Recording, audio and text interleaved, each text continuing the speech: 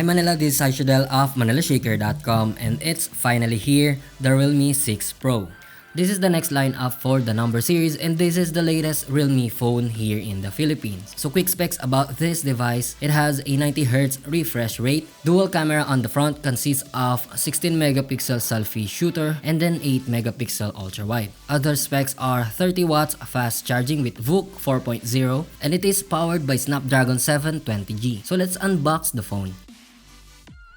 You can see the welcome box of the Realme 6 Pro. It's different from other Realme sleeves. I don't see the SIM tray pin yet. Inside of this is the bundled translucent condom case and the warranty cards and guides.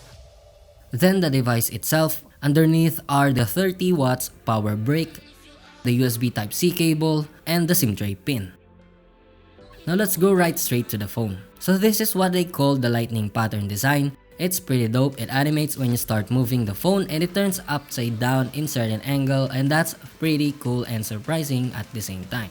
You also love this gradient glass back, and there's something different here from other glass phones. We all know that it will be a fingerprint magnet, but it turns out if you're looking straight at it, you wouldn't notice those fingerprint smudges. It only appears if the light touches the surface. On the sides, you will see the power button, volume rockers, and the SIM tray with dual nano SIM slot and expandable storage slot. On the bottom, the speaker grills, USB Type-C port, microphone, and a 3.5mm jack. It also has a secondary microphone on top. Now this is the home screen of the Realme 6 Pro. It runs in Android 10.0 with Realme UI.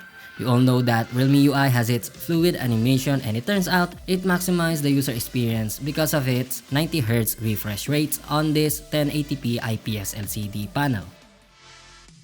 The chipset is Snapdragon 720G, means that it is optimized for gaming, and this means graphics are in higher clock speeds. It also based on the power efficient 8nm transistor. If some of you doesn't know, the smaller the transistor, the bigger the improvement will be. It also offers smooth HDR mobile gaming, and another facts about the Snapdragon 720G is that it has 6 cores at a lower clock speed and 2 high performance cores at a higher clock speed. If you add it up, you will get a total of octa-core process. So this means that it will usually runs in lower clock speed in the normal use to save the battery, and it will switch from the higher core speeds to maximize gaming capability. That will result of a better gameplay satisfaction while saving battery life on typical daily usage. So I wondered how the fingerprint scanner works inside the power key. I thought you have to click the power button first to open up the screen, but it turns out if you just touch the surface by your finger, it will easily read your fingerprint and it will open up quick. So that's a seamless experience. The camera consists of a 64 megapixel main shooter, 12 megapixel telephoto lens, 8 megapixel ultra wide, and 2 megapixel macro lens. It doesn't have depth sensor, so I think the technology they use to take portrait selfies is also the same features on the rear. And we clearly see that it managed to process the image pretty good. The portrait shot got a delicious bokeh with smooth edges. Here are the sample shots of the Realme 6 Pro.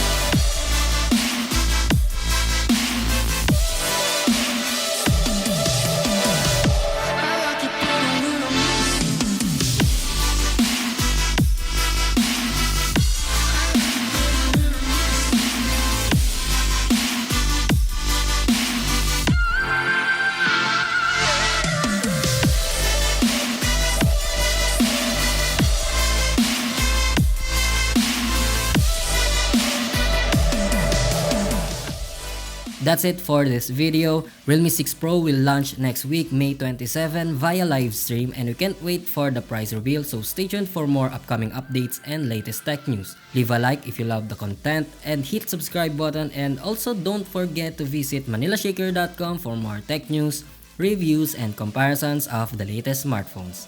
I'm Aishadel of ManilaShaker.com. Stay safe. Peace out.